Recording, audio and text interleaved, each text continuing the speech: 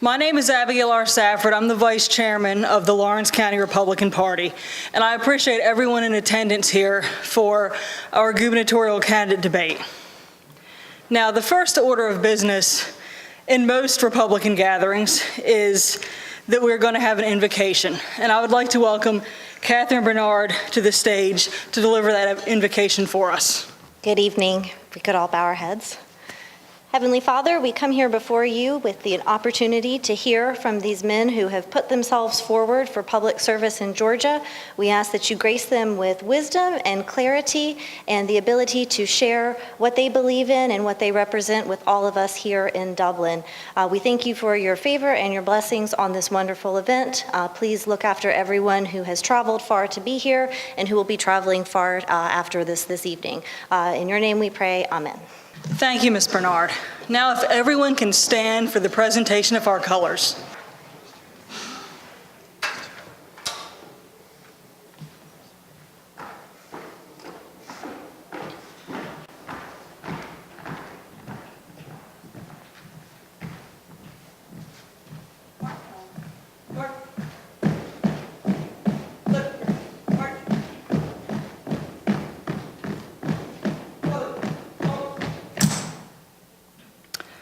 Our treasurer, Marshall Floyd, will lead us in the Pledge of Allegiance to the flag.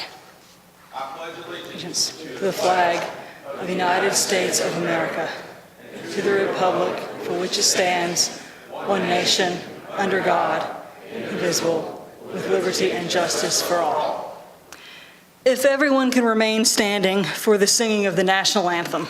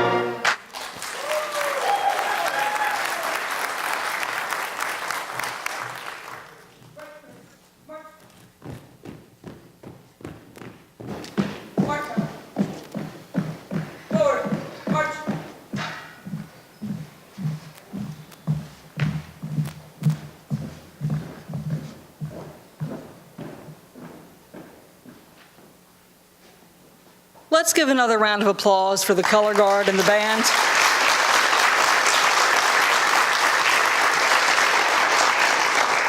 Next, I would like to introduce our chairman, Andrew Lee Tippett, Jr. Mr. Tippett is a native of Lawrence County. He's been married for 4 years to his wife, Mrs. Renata Tippett. They're both very active members of the Church of Jesus Christ of Latter-day Saints.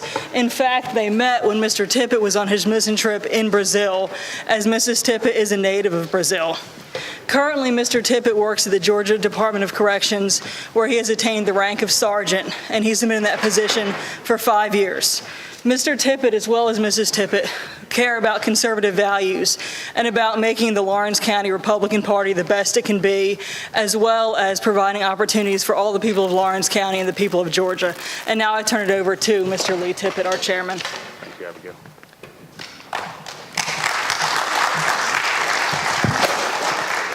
Thank you, everyone. Once again, I'd like to thank you for joining us here tonight. If you didn't get a copy of our page that we handed out coming in the door, I wish that you would. It's got some good information on there. One thing is, this is the first time that we have done a debate like this here in Lawrence County, and we will be having a good time tonight. Ladies and gentlemen, part of what we do as citizens in this country is exercise in democracy. And what we do when we do that is to become good stewards of our country and our state. And that's what we're doing here tonight. We're being good stewards through electing a Republican governor to the state of Georgia for 2018. At this time, we have a little bit of business. First of all, I'd like to thank a few individuals that have been indispensable for bringing about this event.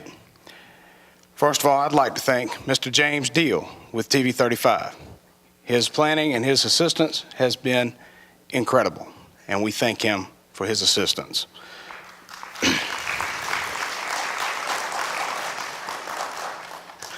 Next, I would like to thank Georgia Military College and their color guard.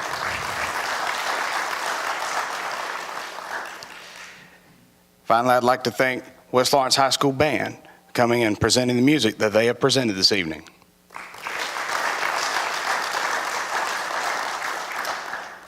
And of course, Miss Sarah Long, who sang our national anthem. There were many other people who came together to make this event happen tonight, and I thank everyone who has been involved in the planning, organization, and coordination of this event. With that said, I do have a statement here. I'd like to let everyone know that there are 6 Republican candidates for governor at this time in the state of Georgia. All 6 candidates were invited to attend this event by September of 2017. So they had from that time until now to be with us tonight. We do have 2 of those candidates with us tonight. First of all, we have a letter here from Secretary of State Brian Kemp in which he is expressing his regret for not being able to attend with us tonight, as he is in Columbus, Georgia, beginning his bus tour for Putting Georgians First bus tour. He will be stopping in Dublin on February 27th. With that said, we have, excuse me, y'all. I'd like to go ahead and introduce our candidates that will be with you tonight. Our first candidate is candidate Hunter Hill, former senator of the state of Georgia. Come on down, Mr. Hill.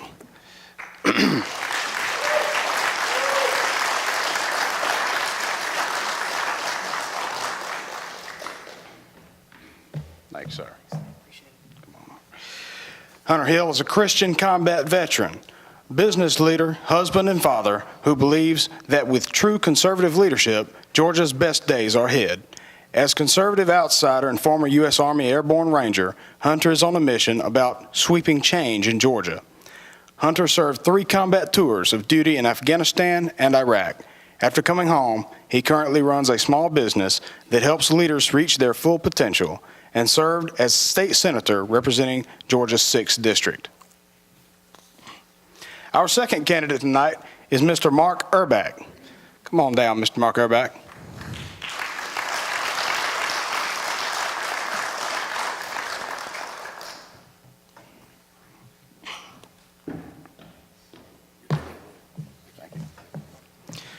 Mr. Mark Urbach was a former teacher of 11 years in the Gwinnett County Public Schools. Before that, Mr. Mark was a businessman for 9 years in Austin, Texas. Currently, Mr. Urbach is a professional author, journalist, and public speaker. Mark is also a citizen that fights for justice and enforces the law using the 4th branch of government. Mr. Urbach is the founder and leader reporter for CSN Common Sense News, truth you can believe in. Would everyone please join me in giving a round of applause to our 2 candidates tonight.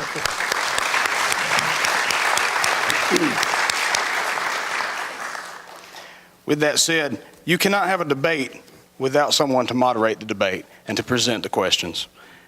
So at this time, I would like to present our moderator, a local resident of Dublin, Mr. Johnny Payne. Good job, Johnny.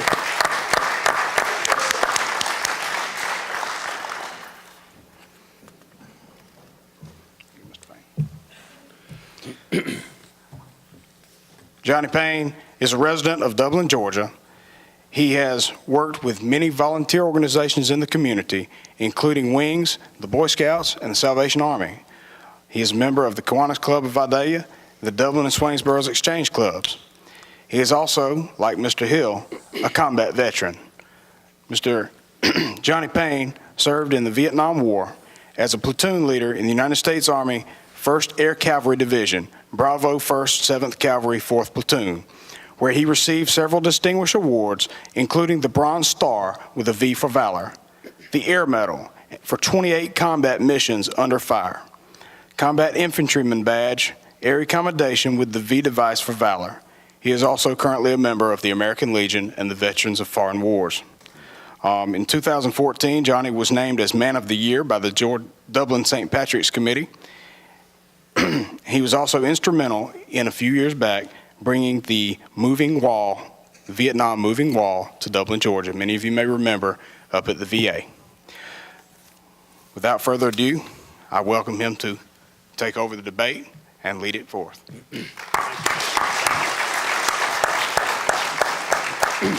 Thank you for those kind words. And it's not about me tonight, but it's about these two gentlemen and the opportunity we have to come and listen to them and make his or her mind up based on what you hear tonight and future political opportunities. I applaud both of you for your willingness to put not only yourself, but your family and all those related to you and friends aside to come forward and to be a candidate for our governor, which is a very important position, not only in the state of Georgia, but in the entire United States.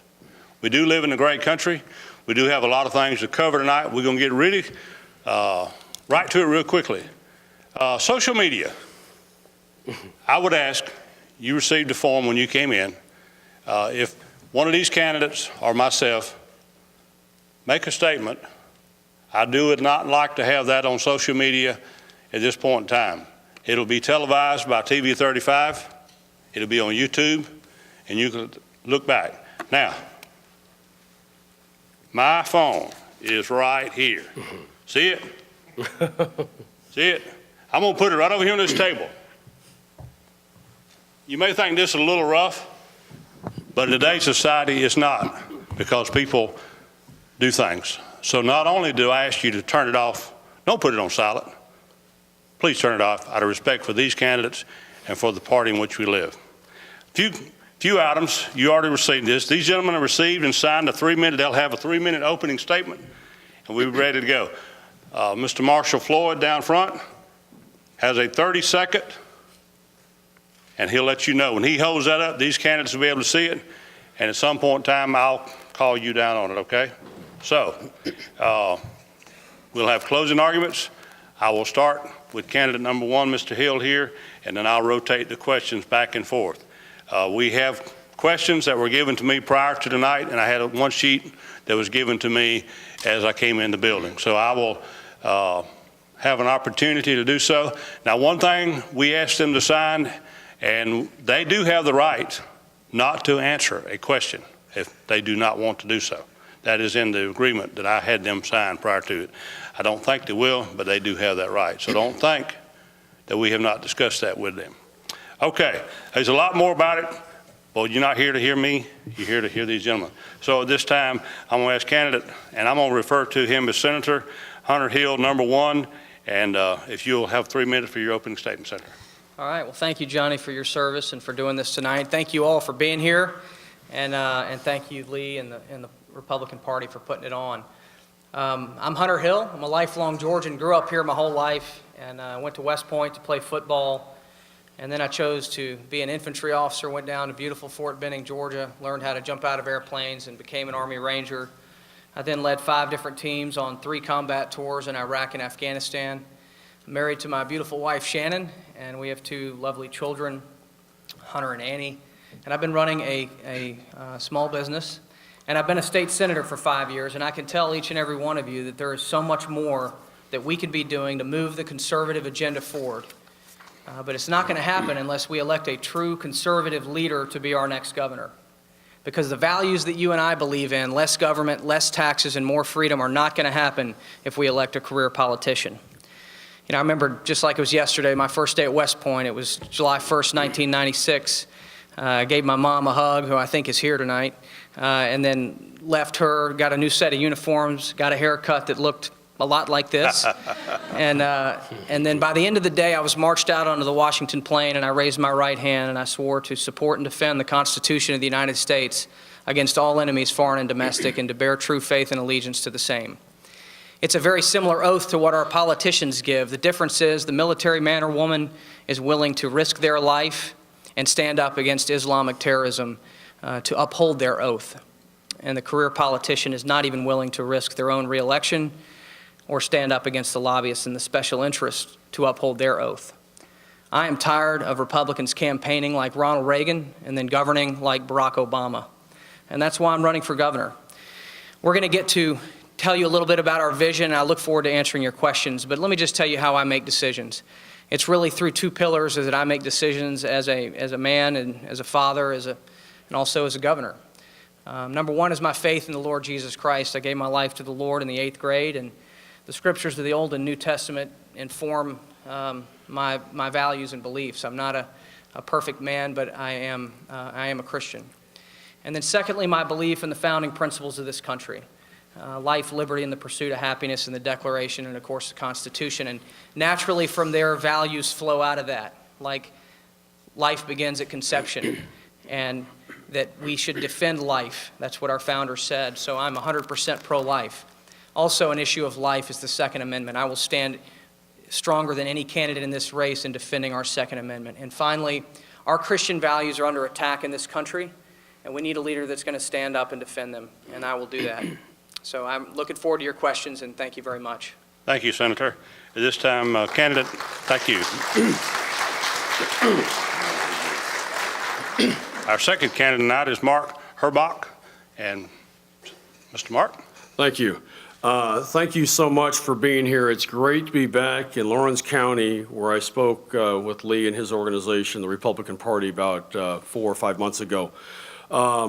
My name is Mark Herbach. I live in DeKalb County. I've been in this great state of Georgia for 18 years.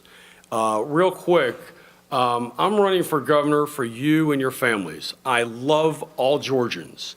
Before I moved to Georgia, I was a small businessman in Austin, Texas, and I love cowboy boots, and I love cowboy hats, and I tell all the citizens that we have talked to the past 6-7 months that if you believe in liberty, if you believe in happiness, get yourself a pair of cowboy boots, get yourself a hat, and you will start being happy, because I am at the pinnacle of my life where I love talking to Georgians, and I'm running for you and your family.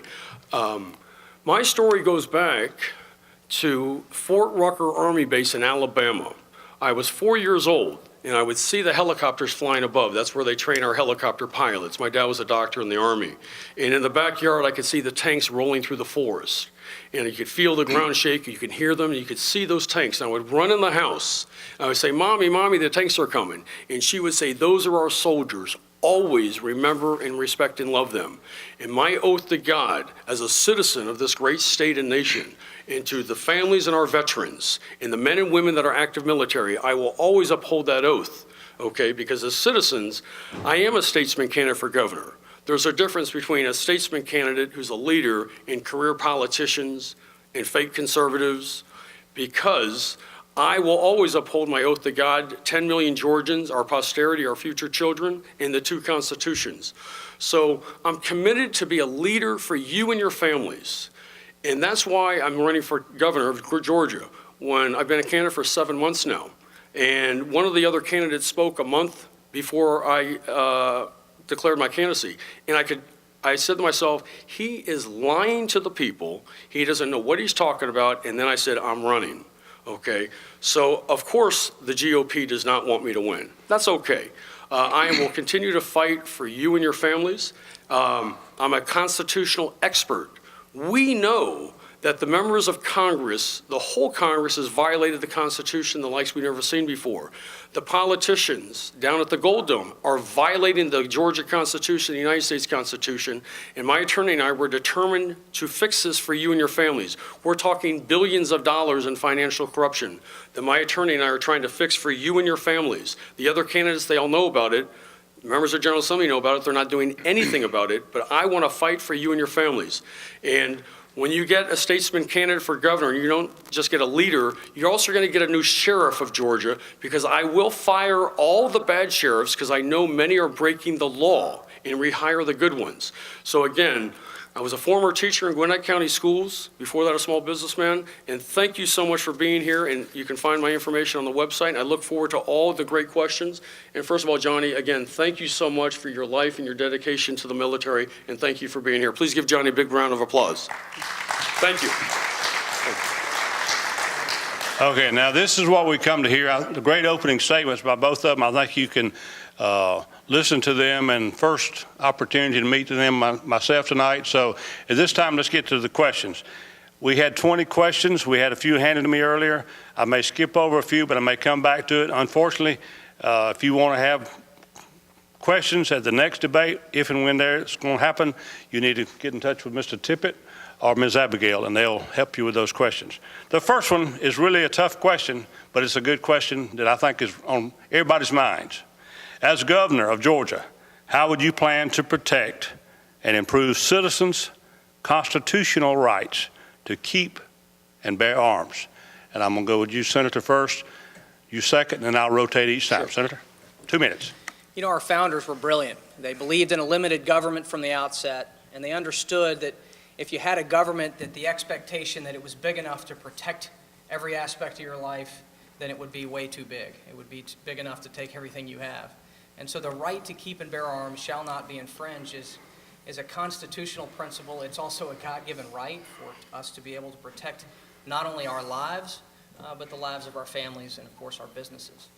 You know, I didn't just have a 9mm on my side. I had an M4 in my hand in Afghanistan and Iraq, and so I know what it's like to have my life threatened. And I was proud to be able to defend my life, and I would never take away your rights as Georgians or as Americans to protect your life and the life of your family. The question was, how are we going to protect the right? The simple answer is we got to elect true conservatives to leadership positions in the halls of Congress of this country and in the State House in this land, all across this land. It's one of the key reasons I'm running for governor. I'm tired of people suggesting they believe in these values but not standing up when it counts. And when tragedies happen like just happened, you're going to have continued clamoring to change the Second Amendment or to downgrade the Second Amendment. We cannot have that. What we need to do is get rid of gun-free zones. They're not fair to the people that attend the establishments that are considered gun-free zones, because you are simply waving the white flag and saying the folks that are going to be in this establishment, whether it's a theater or whether it's a school, that they are going to be defenseless. So we need to do the right thing and protect our Second Amendment and stand lockstep on that issue. Thank you very much. Thank you. At any point in time, if you go first or second, if you'd like for me to repeat the question, please do so, okay? No, I've got it. Thank you. Okay. It's a very good question, and it's very important for all citizens of Georgia to completely understand. We know that our Bill of Rights was given to us by God, but the founding mothers and founding fathers put it on paper for the citizens to see. These are called unalienable rights. Our right to own a gun is a couple reasons. One, to protect you and your families from anybody that comes in your castle, your home. Okay, these are God-given rights, and again, they just put them down on paper so we could see them. The other reasons are the minor reasons. They wanted the citizens to protect themselves against, the enemies, which were possibly the Indians that might invade their homes, or any criminal, okay? Also, they put it in paper for the citizens to be able to defend themselves against their own government. And as your governor, I believe in constitutional carry. I'm not a conservative, I'm not a politician, I'm a statesman and a leader and an educator. And what that means, constitutional carry, as a constitutional expert, that means that anything the police department has in terms of a gun, a pistol, or a rifle, that you pull a trigger to fire the weapon. A citizen has the right to have that same weapon. That's pertaining to guns and rifles. That's what constitutional carry means. So I believe in that, and I want all Georgians, if they want to purchase a gun, to follow the laws, and that's why they need to get a gun for them and their families and other personal reasons to hunt and have fun with their guns. I completely back the NRA, but this nonsense that's going on in America the past 20 years, all this violence and shooting and death and murder, okay, we need to stop this because we know it's a person's heart and mind that forces their hand to get the gun and commit murder and evil. We know as Christians, as my Lord and Savior is Jesus Christ, as I was baptized in the name of the Father, Son, and Holy Ghost on October 1st, it's a 30-year story that goes back to when I was in 6th grade. My first experience with Christianity. We know as great Georgians, the moms and dads and children here, that we need to fix the people's minds, the hearts and minds of this state and this nation, so they can understand that if you believe in God, Proverbs 3:5-3:6, that the heart and mind will not force the hand to commit evil and murder. Thank you so much. Thank you, sir. Mr. Herback, we'll start with you on this one. As the governor of Georgia, how would you plan to deal with the pandemic of drug use among Georgia's youth? It's a very good question. I love Georgians. I love all Georgians. That's why I became a teacher, and that's why I sold my business in Austin, Texas. I said to myself, I don't like making money. I'm lonely. A lot of the work is on the weekends. I said to myself, I have to do something for society. Give this nation back what it's given to me, 5 generations of my family. So I said to myself, what do I love to do? What gives me a passion and drive? And that is children. I love children. And I love American history and world history and civics and government. And I love our founding mothers and founding fathers. And we need to do a better job of changing the hearts and minds of all Georgians. Because this state and nation was not like this from 1955 to 1985 when I graduated high school in 1985. We know that. So what's been the big problem, the big change? I mention this because this is how I pay my bills. My book, Believe. Do we need a third great awakening? We're in it now. This was written over 2 years ago. The Supreme Court of the United States illegally removed our 5 religious freedoms that were in the schools of Georgia and this nation for about 160 years. When the students the past 50 years do not believe in God, they do anything they want with their feelings or emotions, whether they pick up a gun and murder, take the fist and hit a friend, take a knife and kill their girlfriend in the school bathroom. So we, as your governor, I want to educate and enlighten the people how these 5 religious freedoms were taken away illegally. The Supreme Court Justice's own words are in the book from 1947 into the 60s. And the people of Georgia will decide if they're going to bring back teacher leading students in prayer, invocations and benedictions, prayers at athletic events, teaching the Holy Bible in any grade level, and teaching the 10 Commandments in any grade level. Because 4 of those were legal in the state of Georgia and the nation for 160 years. And all 5 were legal for 160 years, and 4 have become illegal. So we need to get it back because we have to change people's hearts, minds, and souls, and then we will stop this terrible drug epidemic. And we also need to do a better job allocating whatever monies, I'm not going to raise taxes, allocate the monies properly to help people in need. So that's my oath to you. Thank you. Thank you, sir. Thank you. Senator? I really believe in the founding principles, and I believe we've gotten way off of them. The fact is that I believe in a limited government. I believe that ministries, nonprofits, and families are ultimately going to deal with and tackle the strongest challenges that our society faces. And that an expectation that big government will solve some of these problems is misguided and ultimately ends up being a waste of money. However, on the issue of opioid addiction in particular, this is a scourge in our communities precisely because these are legal drugs that are being abused. These are over-the-counter, they're prescribed by doctors, and they're highly addictive. And the federal government and the insurance companies have let us down with this horrible scourge that's affecting our communities and candidly leading to the use of illegal drugs, Schedule I drugs, things like fentanyl and heroin as well. So what the government can do and what I will do is work with obviously local law enforcement, but also insurance companies to make sure that we're making available non-invasive drugs in terms of rehab. A lot of times the insurance companies won't pay for rehab, but they will pay for painkillers. That's wrong. We need to do more non-drug use solutions to heal people's pain. And so wherever the government has purview over allowing these horrible drugs to get in the hands of innocent people in what is believed to be a legal format, we need to address that. But ultimately, we do need to strengthen our communities, our families, and the best way to do that is through ministries and nonprofits in a more limited government format. Thank you. Thank you.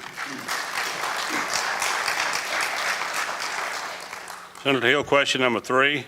As governor of Georgia, how will your administration view marijuana and marijuana use for scientific, medicinal, and recreational purposes? This is a new thing, really, within the last 10 years, where we are starting to see anecdotally that medical marijuana on the cannabinoid oil side is actually helping at least children with seizures, and there's other medicinal benefits. I supported allowing people to have access to medicinal marijuana, but there has been, of course, challenges with the fact that it's a federally illicit drug still.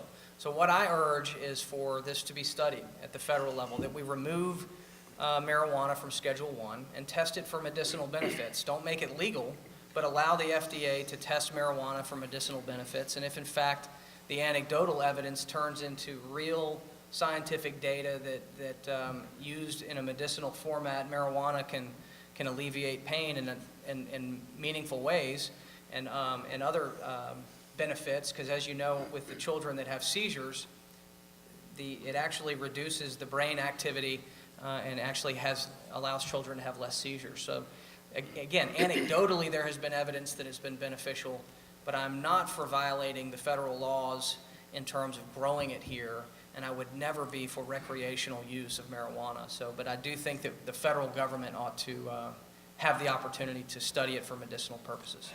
Thank you. Well, thank you. It's a very good question, Johnny. As your governor, I know for a fact, because I've talked to many friends the past 18 years as I've been here in Georgia. One of my friends lived in Delaware. His brother was in a state that would not even allow any medicinal use of marijuana. He had certain medical problems. But my friend got him the medicinal use of marijuana, the oils, okay, and it greatly improved his life, eased his pain and suffering. So right now, I believe that medicinal use of marijuana is legal in this state. Can you confirm that, Hunter? I believe it's true. Okay. But the problem is, it's not legal to purchase in this state. Well, that's because the General Assembly does what they do. As your governor, I fully support and endorse medicinal use of marijuana because we know, I have primary source documents, people and individuals in the AMA, they know for sure medicinal use of marijuana does cure, ease, and pain certain patients and helps them with certain problems they have, like either epilepsy. I am completely against recreational use of marijuana because we know what it does to societies. We know what it did to people in the 70s. And the ways children today, some children, some students, the way their minds are today, as your governor, I do not even want to go down that slippery slope, okay? But we need to do a better job with regulating marijuana for medicinal use so we know the doctors are prescribing it properly, we know it's being used properly, and as your governor, if I allocate a couple acres to grow it in the state for medicinal uses, that's what the people will decide, okay? Because I want you to believe in liberty and freedom. You are the first branch of the 5 branches of government, okay? The 5 branches. The people, the Declaration of Independence, the consent of the governed. You give your consent to the next governor in the General Assembly. So I want you to decide here in Lawrence County and the other 158 other counties, and let's work for Georgians to deal with this situation properly. Thank you so much. Thank you. Back to you, Mr. Herback. As governor of Georgia, how will you improve the opportunity for Georgians to become entrepreneurs and or decrease regulations and other restrictions currently placed on small businesses in our state? Okay. Well, as Jesus Christ is my Lord and Savior, I don't lie, and I don't remember the last time I lied. I'm talking about the past 18 years I've been here in Georgia. My hair was just cut last night. I went to Sports Clips and they cut it quite short. But I say this because the owner, I met him for the first time. I live in Dunwoody, which is northern DeKalb County, and I've been going there for years. His name is Paul. I met him. He told me, but I already knew this, he has trouble hiring hairdressers because they have to go through all the standards down at the government, and he told me the facts that a hairdresser can be qualified to cut hair, but because of the rules and regulations in the General Assembly, they also force that person, they get training to cut nails, and it's a lot of bureaucratic mess, and he can't hire the hairdressers that he wants. Plus, it costs them a lot of money and a lot of time and effort to go through the standards that the government, career politicians, and fake conservatives have established. It's for money. It's called bottlenecking. I was at a political organization where individuals lobby the government and they make it difficult for anyone to enter their business to keep, and then they raise the prices. So as governor, I told Paul, I said, you should be able to have anyone come in your store, your hairdresser store, for example, and if you believe that person's qualified to cut hair, you should hire her on the spot. It doesn't need to go down to the state for state politicians to regulate his employees. That's the way it always used to be in this state and nation. Now, because the government comes down with their heavy hand, and we have career conservative politicians and fake politicians, not leaders, they make it difficult. So as your governor, I will streamline the process whereby individuals like myself, as I started a business in Austin, Texas, make it extremely easy for them to start a business, less monies they have to pay to the government, less regulations they have to follow for their employees, remove the heavy hand of government. That is true constitutional and conservative principles that I want to do for you to grow our entrepreneur base for this great state. Thank you. Senator? Let me just hold the senator, don't start the clock yet. Can everyone hear? Anybody hear? I can't see. Start that. Okay. If you have any problem with any of the sound and not hearing the candidates, would you please come to my right and give Mr. Lee the heads up? Thank you, Michael. Senator Hill. Y'all may have heard of Bernie Marcus, a great entrepreneur that created Home Depot. He has said publicly, in this regulatory environment, he would not be able to have started Home Depot today. The burdensome rules and regulations that are coming from both the state and the federal government are choking out opportunity for future generations, and we have to attack it head on. And here's the reality. A high regulatory environment only helps big business because they can hire the additional people to deal with those burdensome rules and regulations. So it's very unfair to the small business owner. So we have to take it head on. One of the things that I've done before, just in my tenure, brief time in the Senate, was I helped entrepreneurs that were creating craft brewing. They make beer, and I allowed for them to sell it directly to the consumer rather than have to go through the 3-tier system. And the reason that we did that is because it was a burdensome rule and regulation that they were forced to sell everything that they had created through the distributors, then through the retailers, and so everything was at a wholesale price, and we were allowing them to sell a little bit at retail prices, which allowed them to reinvest those profits back into the company so that they could grow. That's just one example of how we've tackled regulations in the past, but we've got to do more, and we've got to also deregulate the broken education system, because at the end of the day, the K-12 education system is our people's first opportunity to grab onto that rung of the ladder of opportunity. And we need to expand choices and options in education for our families so that they have better opportunities to graduate with a solid high school degree and potentially become an entrepreneur if they don't want to go to a 4-year college. So thank you. Thank you, sir. Senator, this sort of, and Mr. Herbeck, this sort of follows along that same about entrepreneurship. This is about middle class income, middle class. As governor, how would you grow Georgia's middle class and increase home ownership throughout the state? Senator Hill. My plan for economic development is not targeted to any particular group. I believe the government should be limited and create a fair and flat system so that winners and losers are not picked. But I believe that the main beneficiaries of my plan would be the middle class, and that is simply this. I believe capital and investment is looking for environments in which they're going to put capital and start businesses. And we're competing against other states for economic development. And I think that they're looking at three things.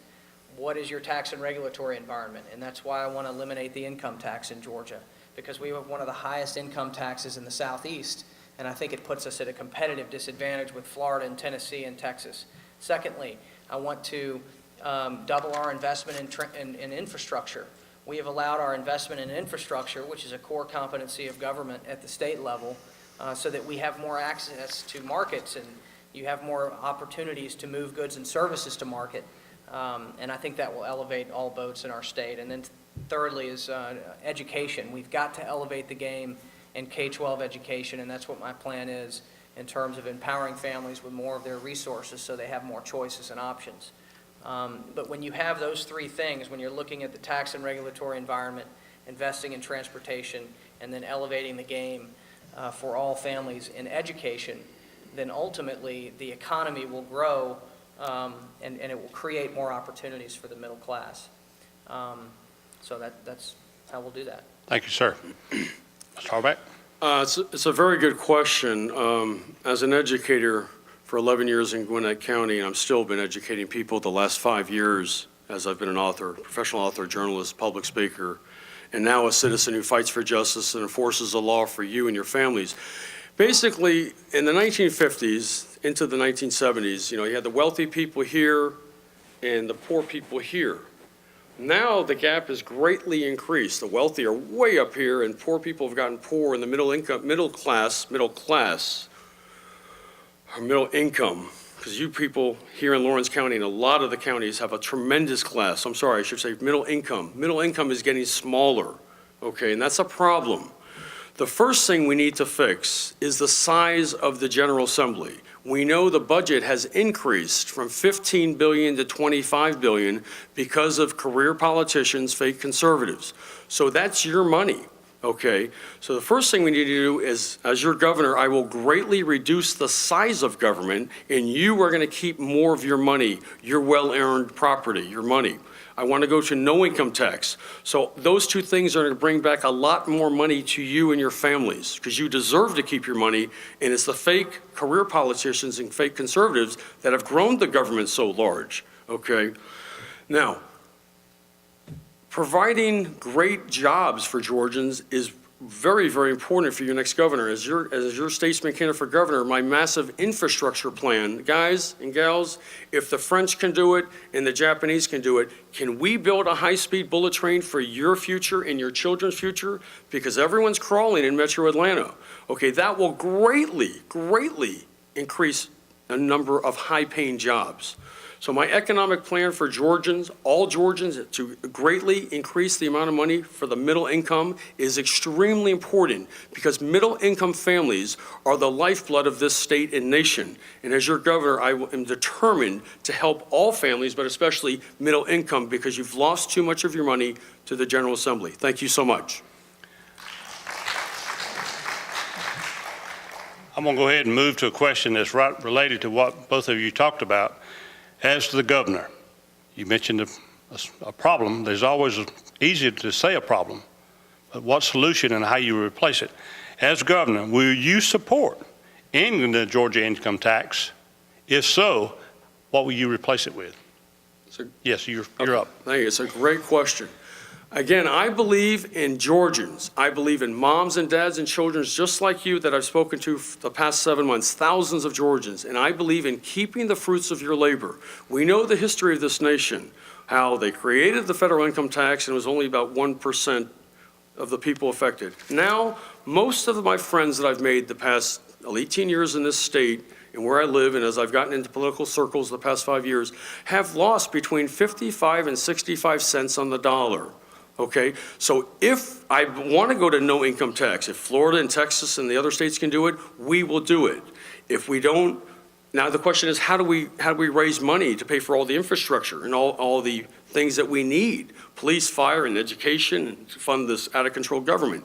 There's got to be a solution. And the solution is, as your governor, I will sit down with the experts, whether it's a flat tax, a fair tax, a consumption tax. The experts know this situation better than me. I'm an expert in many things, Constitution, history, and many other things. But as your governor, I am determined for you to keep as much of your money as you deserve to keep.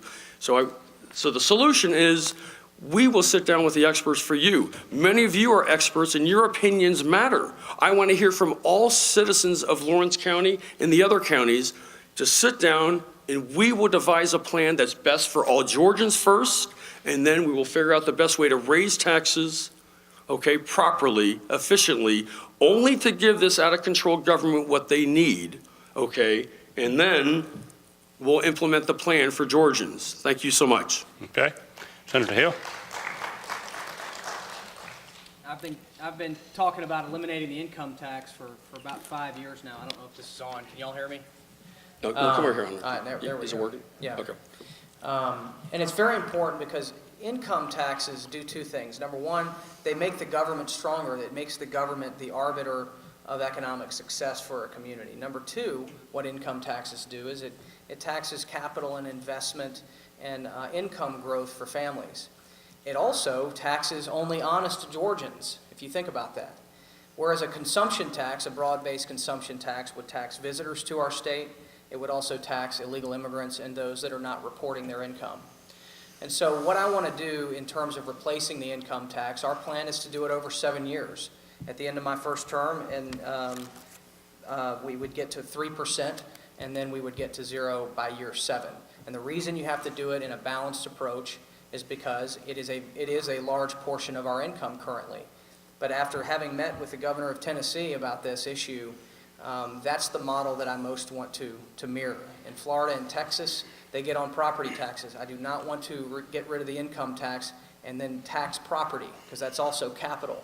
So we're going to do a broad-based consumption tax. We've got to shore up the sales tax code and then expand it onto other areas that it's not currently on, because if you think about it, the economy is about 70% on a consumption-driven economy, yet the consumption taxes are only on about 30% of the items. So we need to expand that and then raise the rates, and we would do it over the course of a 7-year period. Okay. Thank you, sir.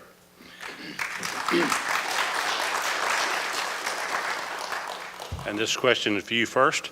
As governor of Georgia, what will you do to ensure that our law enforcement is properly trained and equipped for positive, modern service in a diverse state? So important. You know, when I talk about a limited and focused government that delivers results for taxpayers, the areas of focus are really 3 things: public safety, transportation, and education. So public safety being one of those things, we have to make sure that our law enforcement are equipped and trained and well paid. They've got to be well compensated. These excellent human beings are putting their lives on the line every day to protect our communities, and we need to make sure that they are well equipped.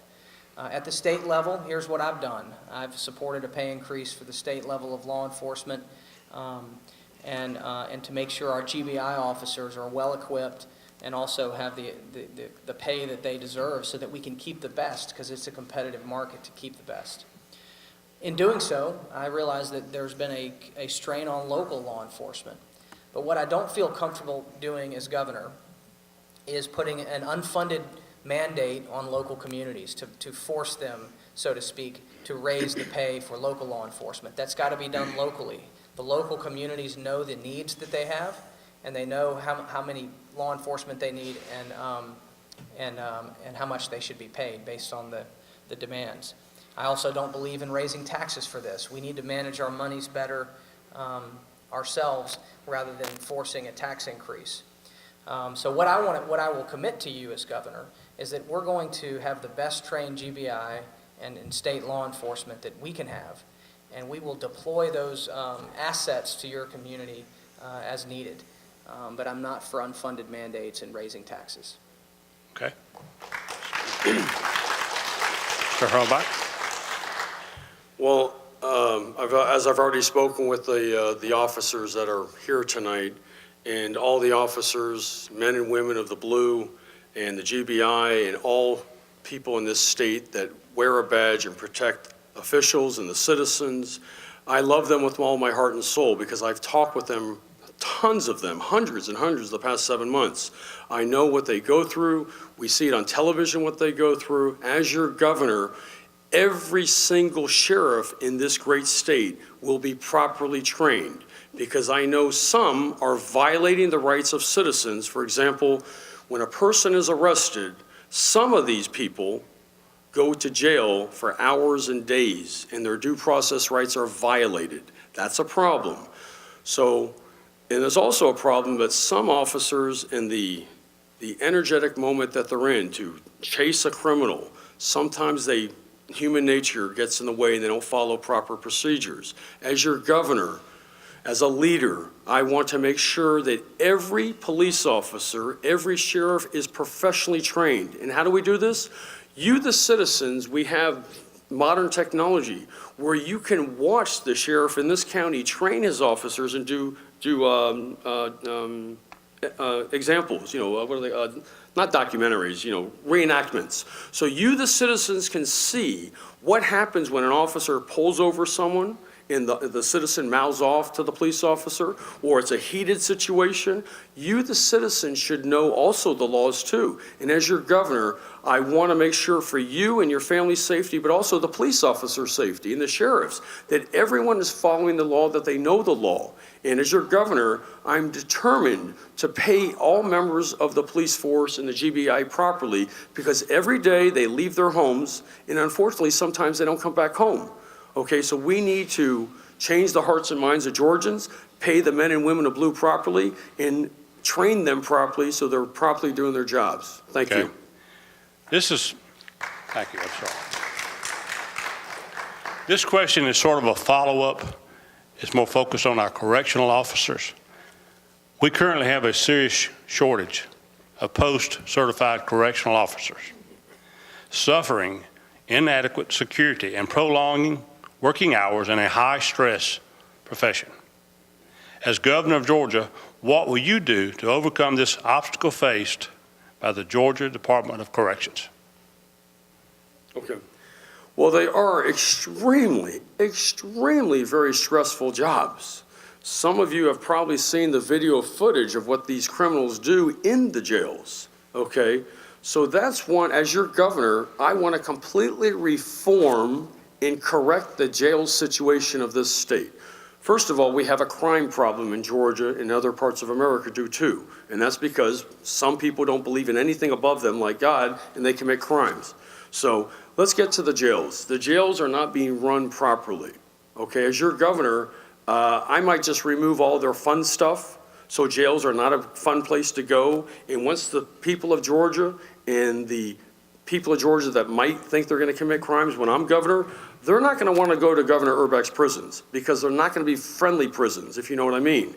Now, what we need to do for the correction officers, we need to make sure that they are fully protected from these criminals. We need to make sure that no weapons get into the prisons. How they're getting in there, well, people in the prisons probably know how the weapons are getting in there. So I'm fully committed to properly training and protecting the men and women that work in the correction institutes, because they're not being paid properly. If they need to go to shorter shifts and be trained properly, that's what we'll do. But as your governor, I'm determined to clean up the prisons, enlighten and educate and inspire Georgians, to inspire all citizens so we don't have this criminal problem and this great recidivism rate of about 70%. That's uncalled for, it's unnecessary, it's not good for society.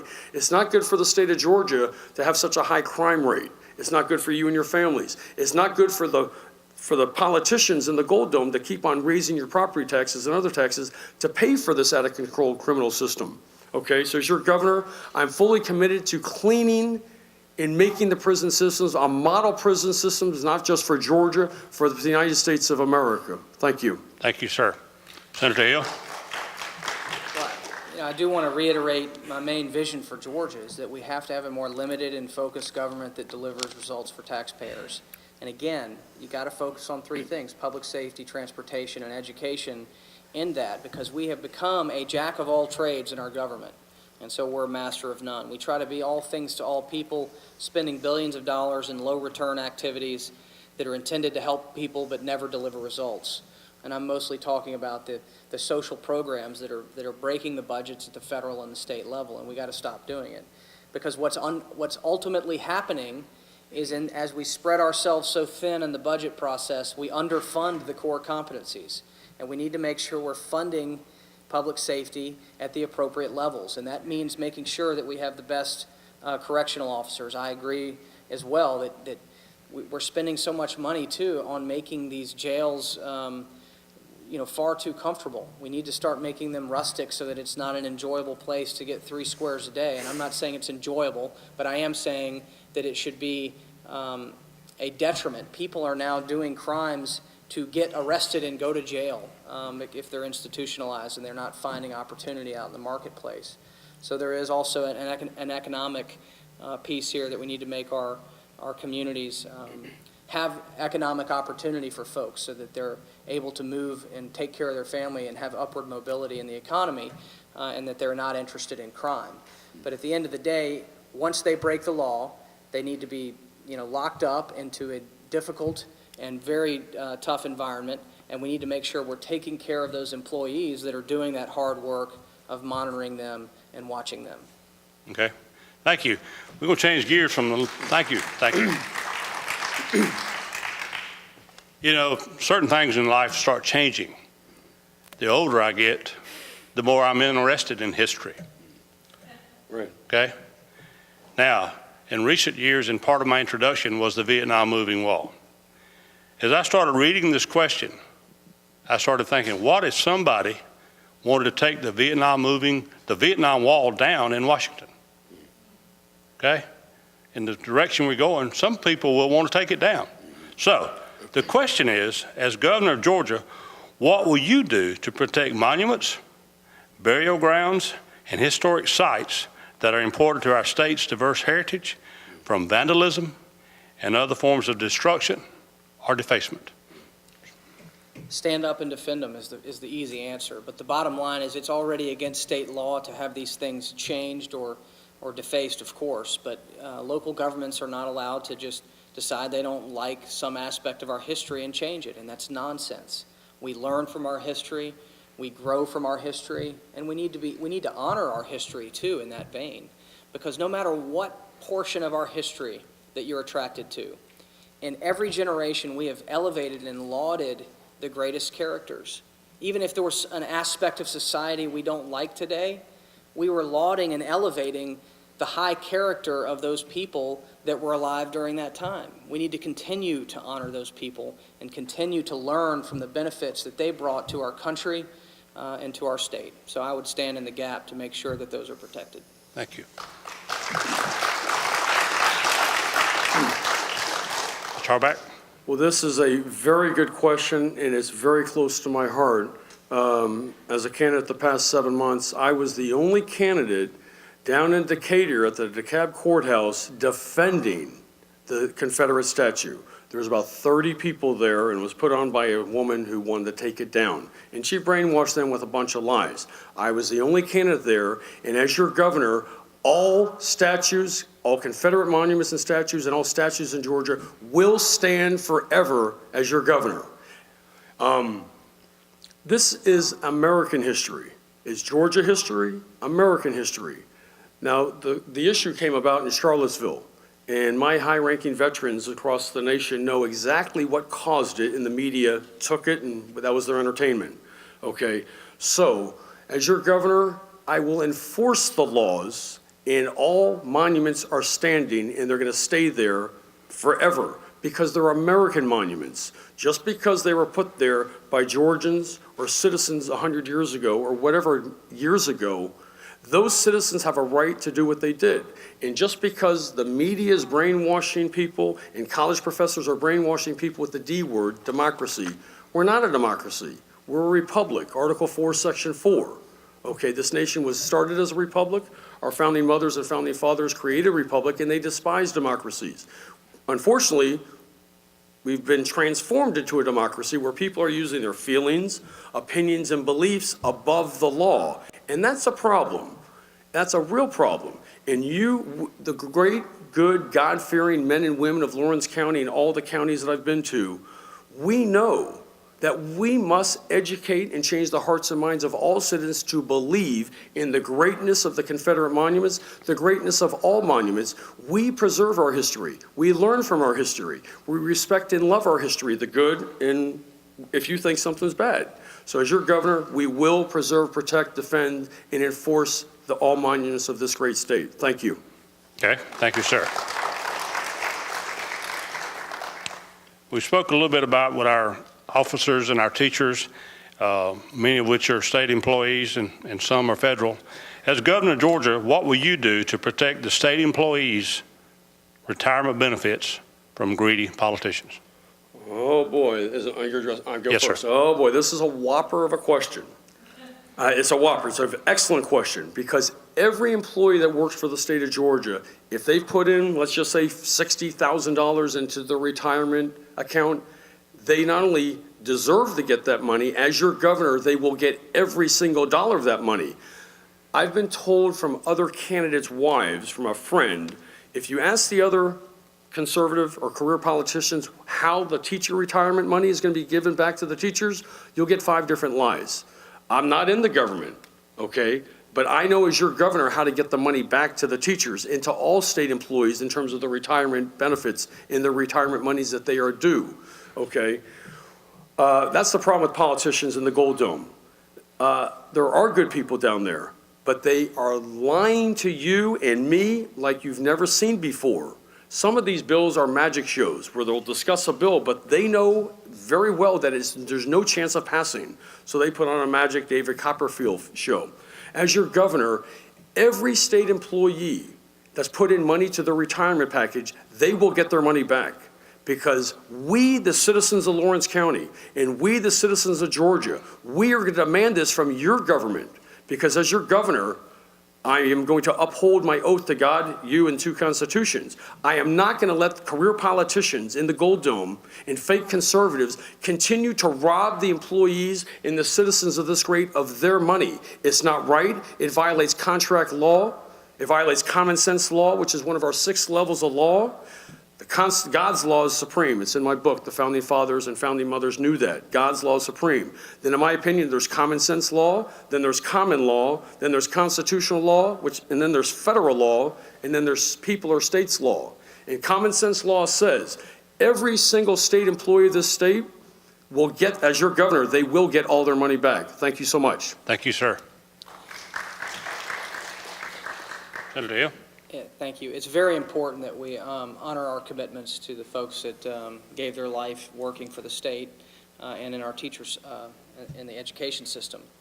I think there's 2 sides to this question. Number one, we got to honor our commitments to those who are currently in the system and those who are retired. That's always been a fact, and so let's move on to the second issue. Number 2, we have to deal with the fiscal challenges. In other words, the long-term trajectory of those funds. We made promises, so to speak, to the teachers. We made promises to our state employees. It's becoming harder and harder to keep those because the expectations was that they were going to grow at 8%, 7%, et cetera, and the markets have underperformed. So therefore, the state is obligated to keep the promise, and that would be my commitment going forward, but we have to fund it with public dollars. And so this year, I think we're putting in $350 million into the teachers' retirement system to shore it up, because contributions and growth in the markets has not covered the number. But my commitment is that we're going to continue to do that and pay what we promised. However, we need to look at how we compensate our employees and potentially look at how businesses do it and get more within the modern times, really, because it's about a couple of things. Number one, it's about making sure we're retaining the best possible employees in the system, and the reality is that especially teachers, we have high turnover rates years 1 through 5, so we need to look long-term to make sure we're paying our teachers enough to do the excellent work that they're doing, but also honor the current commitments that we have. But we might need to look at changes for new teachers, not current teachers and not past teachers. We honor the commitment that they've signed on to. But we do need to look at making sure we have a modern, robust marketplace to hire the best and the brightest and to keep the best and the brightest, both in our classroom and those working for the state. Thank you. Thank you. Some of these questions have a tendency to follow each other, and you both have spoke very highly of what you feel like the educational system and our teachers are. But this goes a little bit because our youth are our future, okay? So prioritizing how, as governor of Georgia, where do you see public education in reference to your priorities if elected? Why would you rank public education in the way that you do, and how will you policies reflect that view? Yeah, so my two things. Number one, I said I want to have a more limited and focused government that delivers results for taxpayers. My priorities from a funding standpoint are public safety, transportation, and education. Then secondly, I want to eliminate the Georgia state income tax, and then I want to focus directly on education in terms of elevating it so that our children have opportunities going forward. Our dropout rate's too high, and our test scores are not high enough. But it's even more than test scores, because if you're an employer, you know that it's not just about how intelligent your student it is. It's about their work ethic. It's about their character. It's about the soft skills of life that are going to determine excellence in that child's future. And so we need to look at our education system from a non-governmental standpoint. I'm entirely committed to public education. It's a constitutional mandate in our state that we would fund an adequate education for every child in this state. But what I want to do is infuse the free market principle of competition into K-12 education. It's currently entirely government run, and all these career politicians that aren't here tonight would tell you that if you elect them, they're going to fix education with some tweak to this or tweak to that. But here's what we have done to our teachers. We have overburdened them with regulations so they can't even teach. We have put so many burdensome rules on our principals that they're not even able to lead. How about the day when y'all were growing up, and I was too, when the principal could grab you by the scruff of the collar and tell you you were doing wrong? Now the principal's fearful that he'll be in a lawsuit if he or she does that. We have to allow parents to be more in charge of the process, and you do that by allowing the money to follow the child. So we're going to reform the QBE formula and fully fund the system, but we're going to make it student-centric. We're going to expand choices and options in education, and I believe that we need equitable funding for charter schools, because charter schools are essentially an entrepreneurial view at a solution for education. So public education for me is little p and little e, and the state needs to put all hands on deck to tackle this most important issue in our state. Okay, thank you, sir. Well, I like this question a lot, and again, as a former teacher in Gwinnett County Schools, 2001, 2012, education is so vital to our future. I believe in Georgians. I believe in Georgia moms and Georgia dads and our Georgia students, and I believe in local control of our schools, because right now, they are partly controlled by Washington, D.C., United Nations corrupt Common Core, which has crushed our schools and crushed too many of our students' minds. Now, I say the words Common Core, but you might not see those words in any General Assembly legislation or paperwork, because they removed the words Common Core, but the policies, procedures, and philosophies are still in the lessons plans. For example, as I've spoken at UGA and KSU and other organizations and other schools, a freshman nursing student at KSU did not know what 5 times 50 was. That's just one tiny example of how bad Washington, D.C., United Nations Common Core, crushing our schools. I believe in local control of our schools. This is what I've been telling people for 7 months. We must do a better job taking control of our schools, okay? As your governor, I will not allow your dollars to go to the General Assembly and then they get sent to Washington, D.C., and then we have to pay for that money to come back with all the strings attached, okay? So our education was the greatest in the world. Okay, first it was under church control, then county control, then state control, and President Jimmy Carter created the modern-day Department of Education. It's an illegal agency, and as your governor, we're going to take back control of our schools. We're going to fix the textbooks because they're not good. Okay, we're going to reduce the number of paperwork for teachers and administrators. We're going to reduce the number of tests that are wasting the teachers and students' time, and we will get back our schools. We will produce the brightest, the best students, and the best schools in Georgia and in the nation. Thank you. Okay. This is something also, as we spoke about some of the other questions that have come forth in recent months. It's probably been, we all know that it's been happening for years, but this is a question, how do you feel running for office, and what will you do once you get elected? And I'll read it for you. As a candidate for the office of governor, do you feel currently the appropriate measures are in place to protect Georgia citizens and employees from sexual harassment? Now, if not, what can be done to fix the problem? Mr. Herback?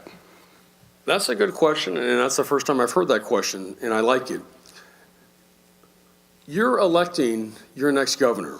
You can choose career politicians, fake conservatives, and people that are fighting for themselves and their corporate and financial own interests. As your governor, I'm fighting for you and your families. I'm not running for governor for me at all. I'm running for you and your families. We need to change people's hearts and minds, whether they are a Christian or not, okay? They must believe in something higher above them, okay? Proverbs 3:5, Proverbs 3:6.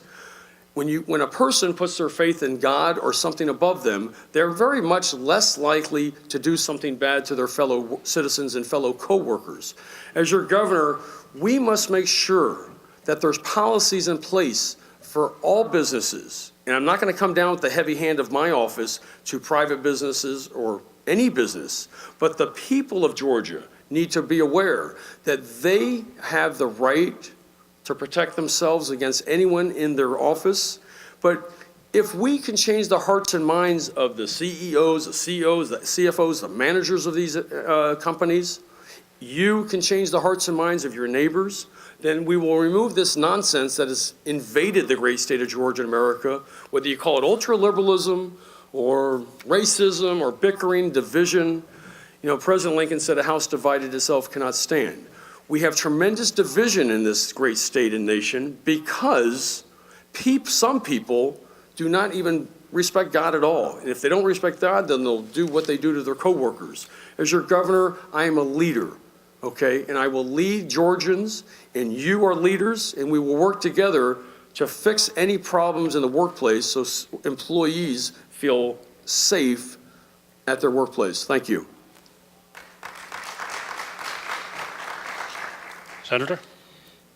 I'm really grateful for the opportunities I've had in leadership. And to me, this is an issue of leadership. My definition of how to lead is moving a diverse group of people towards a common goal. And to me, this starts at the top. You know, you've got to set the standard. It's about character and integrity, and truly leading is about leading by example. And so, you know, we'll talk about this more, but the bottom line is y'all have the choice in terms of who you're going to choose to be your governor. But you need to look at the candidates. You know, we're all living in a fishbowl. That's the process of running for public office, and it's the right thing and it's healthy.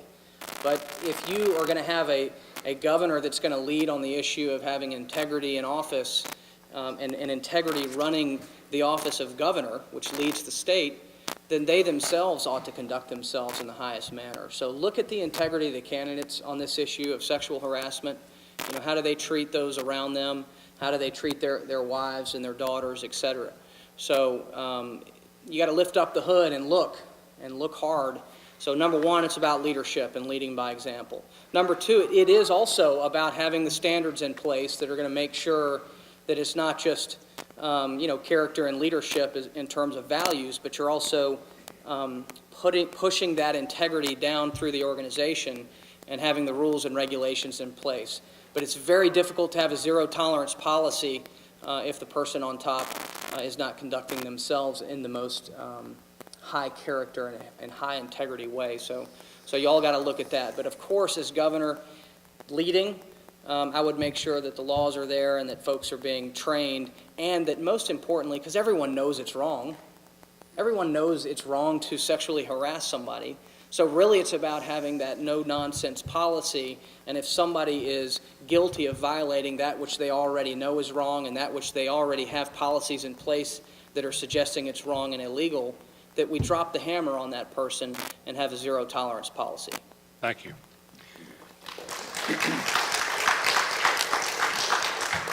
I've got two more questions that I'm going to pull out of the ones that I have here, and one of them is dealing with the new world of telecommunications. and the other one is about transparency. And it's a 3 question, but I'm going to bring those 2 while you're answering this first question. And I'll try to word them in such a way that it'll cover all 3 areas. But the first question, as a candidate for the office of governor, of Georgia, how do you feel about proposals for new telecommunication taxes? Well, I'm not for new telecommunications taxes.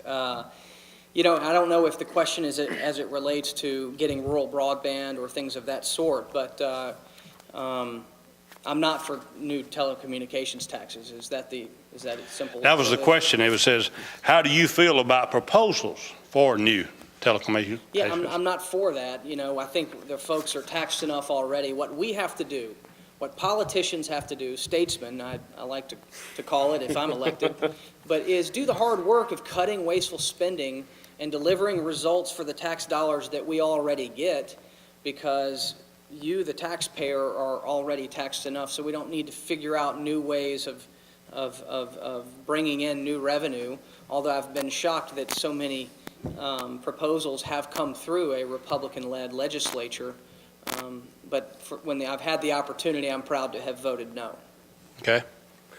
Johnny, could you just ask a question real quick one more time? Sure, I'd be honored to. Yeah, let me slip. It's about telecommunications, and basically, how do you feel about proposals for new taxes for telecommunications? Okay.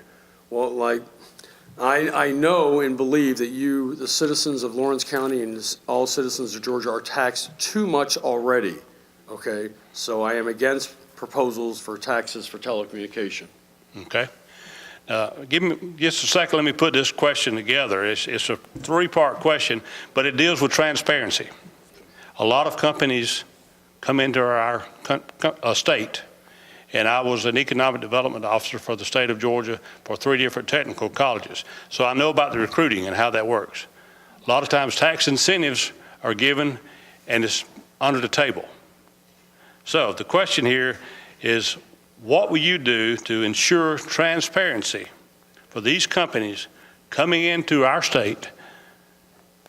And I don't really have any good example, but I could say a company that would be lured to come to our state to would provide jobs, but would also be taking jobs away from other people. So the transparency issue here is a lot of people don't feel like companies that are coming to Georgia, they don't know what's bringing them to Georgia. Does that make sense? Oh, yeah. Sure, okay. Sure.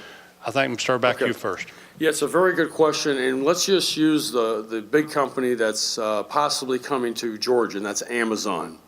Jeff Bezos is worth about $90 billion, and he's getting all the free press this past year, as all the morning shows were saying and bloviating and laughing about. It was Amazon's, they had a certain day where they did $1 billion in sales. Does anybody, I don't remember what that day was, but all the journalists are laughing on television thinking how great it was that Amazon did $1 billion in sales in one day.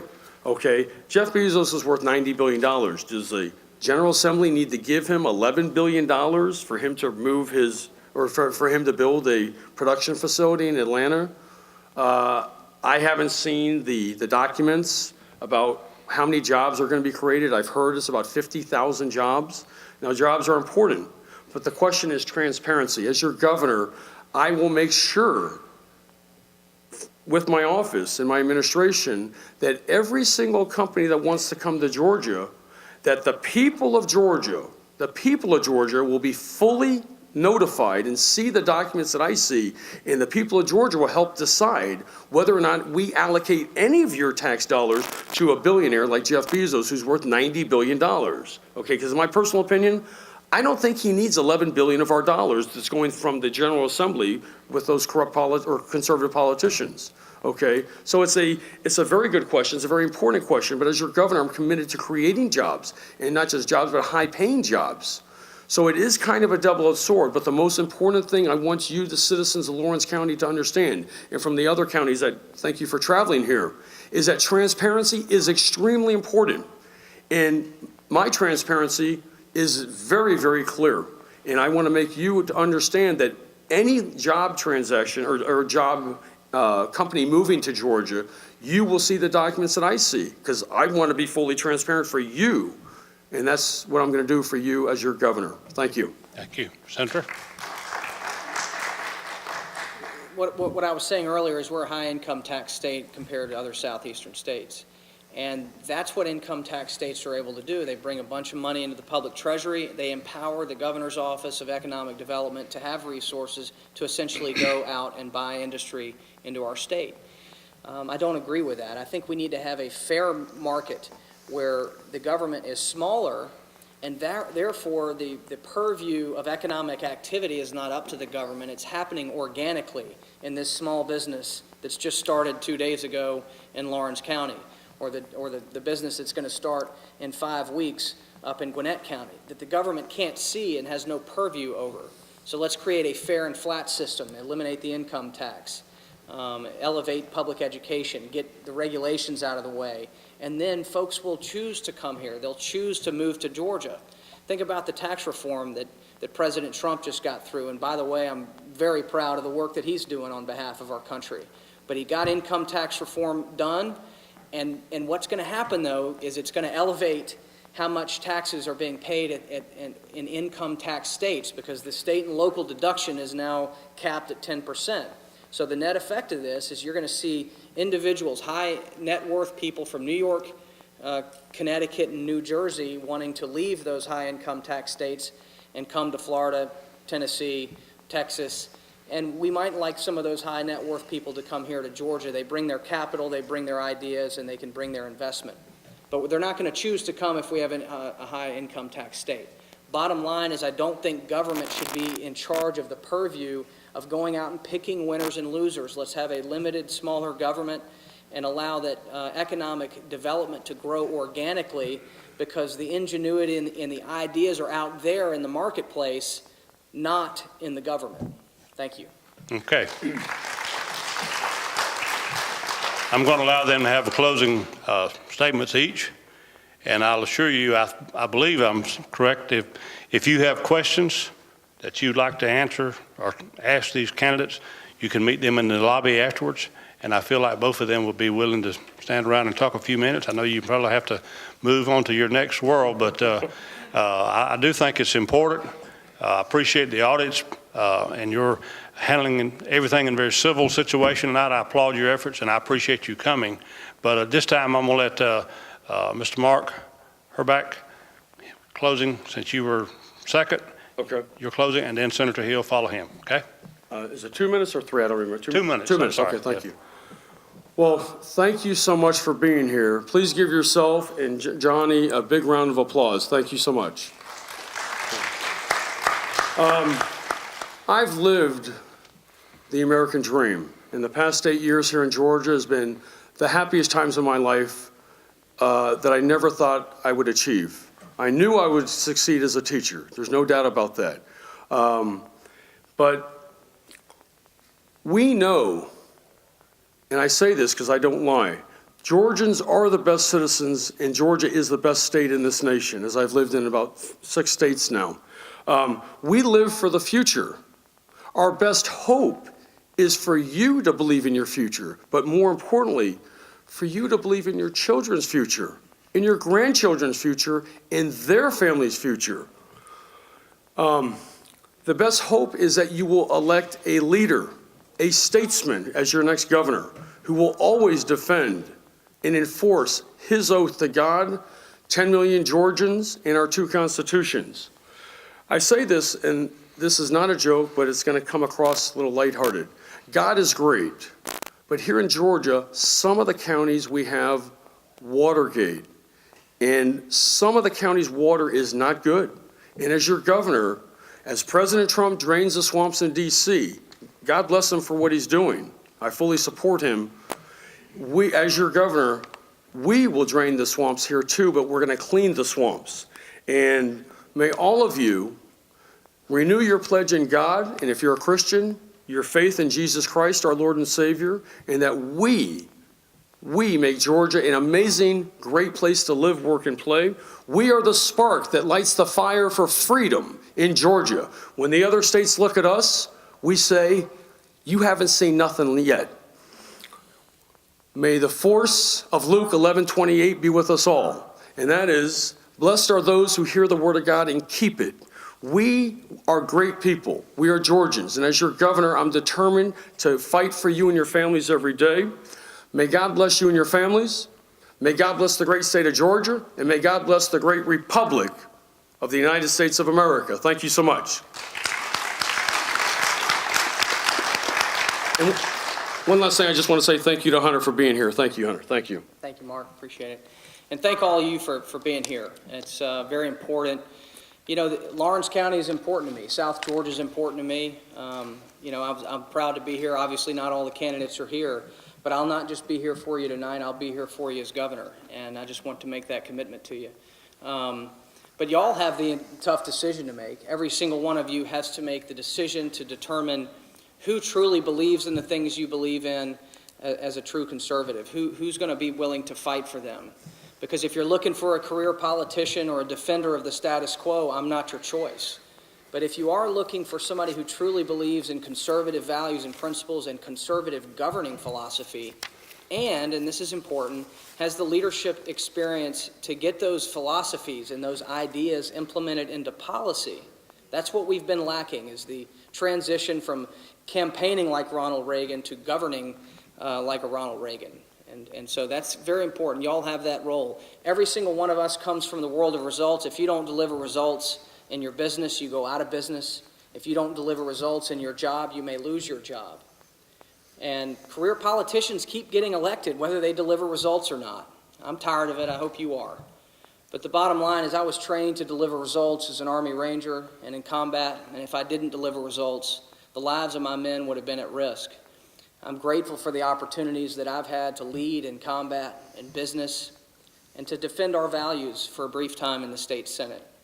That experience has trained me to fight for tackle the tough issues, really, to tackle the tough issues, fight for what I believe in, and move people towards a common goal, and that's what I will do as your governor. I will tell you, I have faced the enemies of our country overseas, and Islamic terrorism will never bring our country to its knees. We are far too strong for that, and they are far too weak. But what will bring our country to its knees are weak career politicians who undermine the values and principles that made us the greatest country in the world.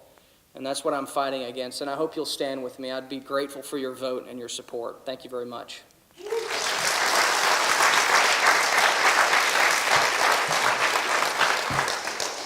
As Abigail comes up, thank you both for your service. Thank you for your service in the military, and thank you for what you did. And I can see those helicopters flying right now. Thank you. I got two final words. Go vote. Thank you.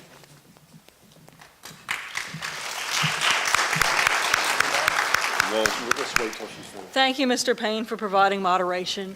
Thank you, Senator Hill. Thank you, Mr. Urbeck. We really appreciate you coming to our county. And thank you for all of you who are here. You know, y'all care about Lawrence County. Y'all care about the future of the state. And just thank you once again. Everyone drive safely on the way home. If you would like to be a member of the Lawrence County Party and get our mailings and whatnot, we do have a sign-up sheet. There's also a survey that's provided as part of the 12th District information where you can tell President Trump which issues are the most important to you. So if you haven't signed up on either of those sheets, please do so. But most importantly, you know, remember to vote, and remember to vote for people who care about Lawrence County. Thank you.